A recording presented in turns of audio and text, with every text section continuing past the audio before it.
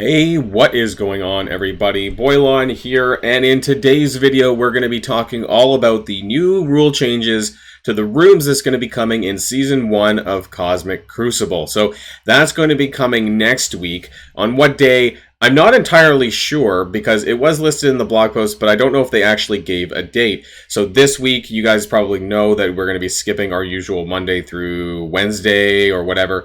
Those Cosmic Crucibles are not going to be happening because of the patch that's coming up, of course. And then we're going to have the new Cosmic Crucible next week. I want to talk about all of the new teams and all of the new rooms and where you should probably think about using these teams and, of course, in which room. Like I used to do in my very first Cosmic Crucible room setup, I decided to do this again because I think it might be useful for some people figuring out what to do with their character. So, if you're ready to go, then let's boil this down.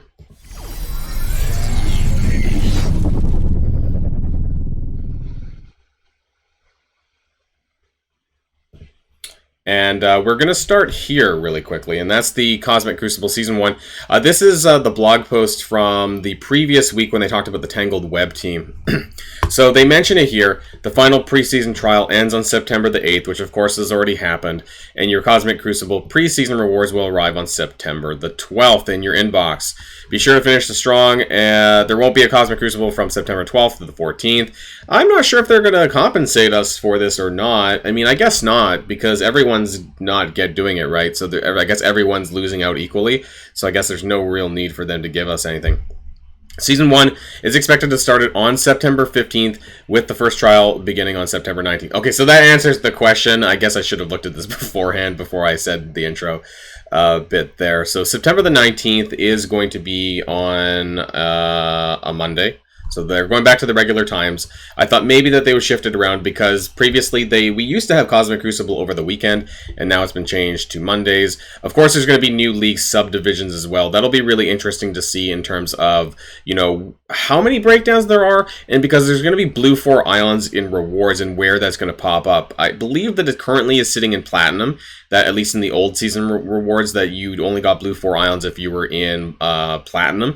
So I wonder if that's going to be the same as well, because they do mention it here. Addition of more blue 4 ions. I can't call it T2 L4. It's blue 4. But we'll have to see if we get them before Platinum or not, based on the subdivisions of the leagues. And of course, they want to push some of the Cosmic Crucible teams. We know now that the Underworld team is not going to be a team. It's not going to be a Crucible team. And the Wakandans are kind of, don't bother, right? I mean, a lot of them, they're pretty easy to counter in my opinion now. I've been using like Weapon X subbing Wolverine with Doc Ock, you know, because he basically eliminates the offense down from Okoye. But of course, Unlimited X-Men are going to be the new big badasses if they weren't already, because these new rules are absolutely nuts. And that's what I want to talk about in this video. Now, unfortunately, as some of you may be aware, that I'm away from my main computer, and so I don't actually have the spreadsheet of the Crucible runes, but I did all the work, and I have the image, which is normally what I share on my Discord, so that's what we're going to be taking a look at. We're going to be taking a look at this. Now, like I said, this is in image form because, unfortunately, I don't have the actual the spreadsheet file to actually take a look at this time. So you guys may be familiar with this from my previous videos that I did very early on in Cosmic Crucible. This is what I call the Cosmic Crucible Room Info Chart, and this basically, you know, gives you an idea of where you should use certain teams. And so to start off, of course, I have these boxes down at the bottom, but I have a check mark if this is a good place to use them. I have orange if it's like, it's okay, it's not the worst, and then a red X. Basically means, bad in this case means that you're not going to get any benefits out of it. Formerly, it used to be that you shouldn't use them there, like when you just, you know, the Cosmic Room, for example, you know, that would stop you from using that. But otherwise, just basically know that you're not going to get any benefits, really, if there's a red X.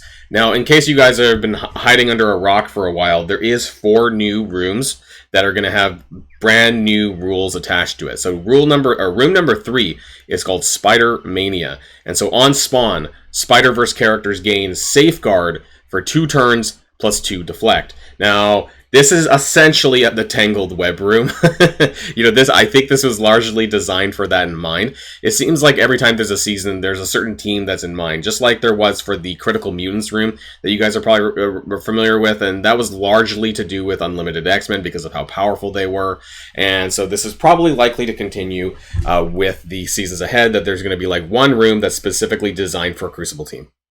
Now, room number 4, Latent Power. On end of turn, global heroes gain offense up. There's actually quite a few different teams that you could probably use in this room, but overall, I actually don't think it's super crazy in terms of the power. I think the Spider-Mania has a big chance of being really OP. And then Biological Temperament. Room number 5, on turn, bio characters apply offense down to a random enemy without offense down. Gamma stands out here for sure. And then 6, Tales of Legend. Legendary characters gain 50% damage. And then on spawn, those legendary characters gain 3 turns of defense up and safeguard. This is pretty big. Now, I don't think you want to use like a legendary soup team. I think you just want to use some of your teams that have legendary characters in it to make them even more powerful. That's just my initial thoughts anyways. And then, of course, on turn, legendary characters remove all negative effects from themselves and gain speed up. So I could see this being really big on the Gamma team because having speed up is good. For Rogue, I mean, it's good too as well, but she's a tank, so do you want her to take turns more frequently? I don't know. And then, of course, there's the bonus room. This is for all rooms, by the way, Age of X. Hero Mutants gain plus 50% damage, 15% damage reduction, 100% focus, and 500% resistance in all of the rooms. So regardless of where you're using your Unlimited X-Men or your Axemen or whoever else, they get all these buffs. It's pretty nuts. And then on turn, Hero Mutants clear Revive once and immunity from all enemies. And so this is basically a fuck you to Dormammu, and I would recommend taking Dormammu off of defense and using him on offense only. That way you can be sure of where you're going to be using him, and you can make sure you're not fighting any Hero Mutants. Otherwise, if you have a Dorm Hold or some sort of Dorm team on your defense, then they can just bring in Unlimited X-Men or even maybe Axemen, depending on what the team is, and they could just, remove all the Revive onces.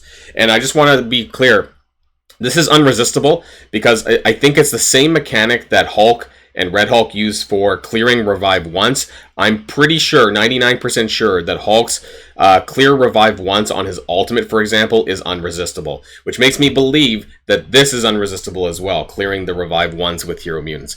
Also, everyone does get the Defender's Advantage. You guys are familiar with this. Defending characters gain 20% health and 10% damage. This is for every single character on the defense, and so it's really just a combination of such. So Hero Mutant characters, specifically like Unlimited X-Men, are going to be fucking bonkers. Like, I can't understate this because they're already a really powerful team, and they're all getting 50% damage and the damage reduction and the resistance. Like, can you imagine Gambit just like pinging the shit out of everyone on his passive? This is going to be mind-blowing, and honestly, I am really scared that people are going to be running around wild with like tier 16 and tier 17 Unlimited X-Men soon, and they're just going to be impossible to beat. But we're going to try and break that down and talk about it. So now that we know all the rooms, all the rules, let's talk about some of the teams in my recommendations. So I have this rooms 3, 4, 5, and 6 because these are obviously the most important rooms. You can use anything you want in the other rooms 1 and 2. Let's talk about Darkhold. So Darkhold gets no benefits from rooms 3. Of course, they're not Spider-Verse. You can put them in room 4. There are some global heroes like Wong. And Scarlet Witch, I guess, if you're using her still. That's 2 out of 5 characters. It's not great, hence why I guess the orange. Number 5. I don't know why actually I put this here. Because none of them are bio. So ignore this one. Maybe this is the non-updated version. That's my apologies anyways here. Maybe I did a mistake. So that's not orange, it's actually red. But where you could use Darkhold, of course, is room number 6. So that would give Morgan Le Fay 50% damage on spawn, 3 turns of defense up and safeguard. On top of her, I guess it would overwrite probably her 2 turn of safeguard that she gets anyways. And then of course she'll remove all negative effects that she gets and gains speed up. So this is pretty powerful because Morgan Le Fay is pretty powerful as it is anyways, and so she is a candidate for room number 6. Tangled Web, we already talked about it. Like, they are basically a room 3 shoo-in. You could use them in the other rooms because like one of them is bio, and Actually, they're not global. I don't know why I had this here either, so I need to change that when I get the chance. But Tangled Web, definitely room number 3. I don't know why you would want to use them in anywhere else, and especially if you're using other Spider-Verse characters on their team, especially characters like possibly Doc Ock, Symbiote Spider-Man, Ghost Spider. They're all Spider-Verse, and they're all going to get Safeguard and Deflect if you use them in this room. I think I might actually consider using Doc Ock and Symbiote Spider-Man, or Symbiote Spider-Man and Ghost Spider together. I haven't quite decided. Unlimited X-Men. They're going to be crazy anywhere you put them. They could be absolutely bonkers in room number 4 because they're all global heroes. Most mutants are global heroes. So they're going to get 8 offense up at the end of all of their turns, which is just fucking insane. I can't understate that. Equally, they're also going to get some buffs with Rogue if you want to put them in room number 6, but I think there's so many just fine places you can put Unlimited X-Men that I would actually, if you're going to use Darkhold on the defense, I would probably put them in room number 6, or also Gamma, which we're going to talk about in a second as well. But I just can't, I really can't understate this bonus Age of X. Unlimited X-Men are going to be so absolutely broken. If you haven't invested them in for Crucible at this point, you should probably do it, because they're going to be even more essential, not only on defense, but also on offense, because you're going to need them to basically counter themselves. Unlimited X-Men are going to be so important in countering other Unlimited X-Men, because if you see them on the defense, they're going to be so broken bonkers that you're going to need the Age of X bonuses just to beat them yourself. Let's talk about Gamma. So obviously they're not Spider-Verse, but you can put them in room number 4 because they're also global heroes with the exception of Abomination. So all of them are going to get offense up as well. They're also bio, so you could use them in room number 5, which is a pretty good place. Or you could buff up Red Hulk even more and stick them into room number 6, and then you'll get those additional stats for them and the damage. So Red Hulk, being probably a high damage character, is going to get that 50% extra damage. So that could be pretty nuts as well. Let's talk about Infinity Watch. They don't get bonuses in either room 3, 4, or 5, but they do, obviously, because of Adam Warlock, get bonuses in room number 6. Now, personally, I don't think this is probably worth using in this room, because there's better characters, better legendaries with the Horsemen that you could probably stick either Darkhold, Unlimited X-Men, or Gamma in room number 6. So I would probably just keep Infinity Watch on the offense and use them to counter other teams in other rooms. That's just my personal opinion. Weapon X, same deal as Infinity Watch. You have Omega Red that could run in room number 6, but I don't think it's worth it overall. I would save them for the offense as well, or I've been using Weapon X actually as an offensive team for the whole entire season of the last season. Web Warriors, honestly, I think with Bionic Avengers available now, you're not going to really want to use them on defense. That being said, I don't really know where you use them on offense either. You could, for the moment, stick them into room number 3 until the full Tangled Web team is out. You could maybe take one of the Web Warriors out and stick in Spider Weaver because her event is not too far away.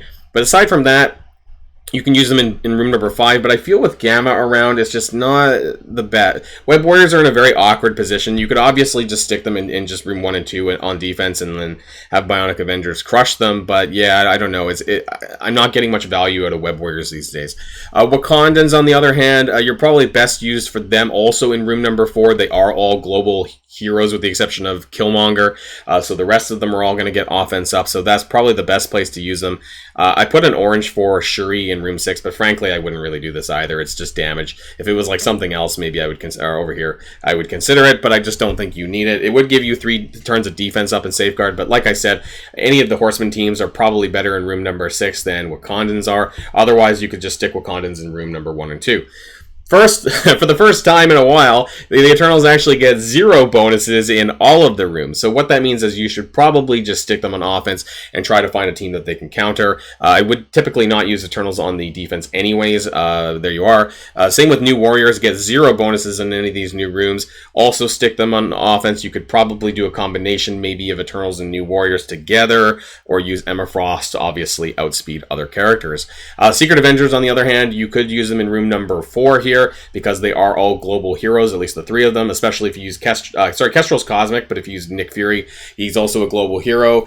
And I pointed this one out here. Some people said maybe they would use Secret Avengers on the defense or something, or even on the offense with Nick Fury in room number 6, but I just don't know how great that is compared to some of the other choices that are available. I would watch out personally. Young Avengers, no particularly huge bonuses. Some of them are global heroes like Kate Bishop and Echo for room number 4, but that's just 2 characters. And on room number 5, there is Miss Marvel and Squirrel Girl that are bio, so you could use them here. Otherwise, they're also available on the defense in room number 1 and 2. I think you're going to see a lot of Infinity Watches on the offense, so Young Avengers do counter teams like Infinity Watch, but I don't know how frequently you're going to start to see them on defense these days. I think people will just keep them on the offense. Now, Bionic Avengers is a bit of a newer one here that we've added to the list. There, of course, all of them are global heroes, so this would be a great offensive team in room number 4. They're also Iron Man. I guess you could use them as part of room number 6, but once again, I still believe that the Horseman characters are probably better suited for this room. And then we have the Uncanny X-Men because of Age of X, because hero mutants are gaining 50% damage. Now, I don't have Uncanny personally built very high, but if you do, you might actually get a lot of value out of this because both Storm and Cyclops are going to hit significantly harder. Dark Phoenix is going to hit harder with her ultimate, and so that 50% damage could actually translate to something pretty brutal. Now, what exactly that is, I don't know because I'm not an expert on Uncanny, but you are going to get offense up on room number 4 if you want to use them there, either on defense or offense. And then room number 6, of course, you can buff up Phoenix a little bit more. But other than that, I'm going to zoom out because that bottom part is kind of cutting out. Other than that, though, I mean, it's the same as Astonishing X-Men, frankly. Same bonuses, room number 4 and room number 6. I think it really just depends on your roster, what you're going to use. Astonishing X-Men, I mean, you get bonuses for Jubilee in room number 6, but once again, I think if you have the option, I think some of the other Horseman teams are probably better suited. Hero as Guardians, on the other hand, absolutely 0 bonuses. A lot of the Cosmic characters actually get like 0 bonuses in any of these rooms here. And I don't know, you could stick them in room number 1 or 2 on the defense. I think that probably makes the most sense at this point. A lot of people are still using them on the defense, but they get dismantled pretty easily by like Weapon X, and so they are not too hard to beat. I don't even know why I put A-Force in here because I don't know if people are using them in Crucible, but I thought I decided to do that anyways. X-Factor, I don't know if people are really using X-Factor that much either. I was kind of running out of teams, you can see here, and I meant to change this to Underworld, and my apologies, it says Vigilant, and I didn't actually add in here. But as far as where you would be able to use the Underworld team, and I'll probably do another update because frankly, we're about over a month away from Mr. Negative. This is, I don't even, they're kind of a hodgepodge. They're not global heroes, right? So you can't use them in room number 4. They're not, some of them are Spider-Verse. Green Goblin actually is probably, he's the only one, right? And then Bio, Green Goblin again as well, and then Tales of Legend, none of them are legendary. So not very many spaces to use the Underworld team anyways. And for Dark Hunters, just like there's not a lot of spaces for Mystic characters, you could use them in room number 4 because Elsa is a global hero, but other than that, oh, and Dr. Voodoo as well. But aside from that, it's really not too much. So you can see where some teams are going to get way more value than others, and some are just not going to get any at all. The more X's that they have on the chart means that there's just not any bonuses. So you want to kind of prioritize the characters who are most likely going to get you a lot of value with the most amount of at least green check marks or even orange where you're going to be able to use them more. Otherwise, they're just going to be stuck on the room number 1 or 2. And that leads me to my initial thoughts and my lineup for my team. I'm going to zoom in a little bit here. So I think my first defense lineup is going to be Wakandans in room number 1. No bonuses there, of course, but I don't want to put them in room number 4. Room number 2 for me is going to be Young Avengers on the defense. Room number 3 is Web Warriors to start, and then I'm going to transition to Tangled Web as I get more characters. Room number 4, I'm actually going to put Astonishing X-Men because of the room buffs and huge stats to hero mutants, and then I'm going to put Unlimited X-Men in room number 6 on the defense to really buff up Rogue and make her more powerful. Like I said, you could also use Darkhold as well, or even put Astonishing X-Men in there too, but I wanted to put them in room number 4 for Astonishing X-Men. And for room number 5, I'm going to use a Gamma Hybrid until Red Hulk gets released, and then from there I may move Web Warriors back into 5 and then stick Gamma on the offense rather than on the defense. I haven't quite decided on this yet. And so this leaves for my roster anyways, the teams that I have for offense. That's going to leave Darkhold, Infinity Watch, Weapon X, Eternals, Bionic Avengers, Secret Avengers Kestrel, and a couple of hodgepodge characters, Dr. Doom, Dormammu, Silver Surfer, Shang-Chi, and then in the future, Gamma. I also do have Black Order, Dark Hunters, and New Warriors for the offense if I'm able to use them. So these are kind of the teams that I have for my offense, the teams that I'm considering to put on for the first season, a little bit anyways in the first week or two, on my defense here.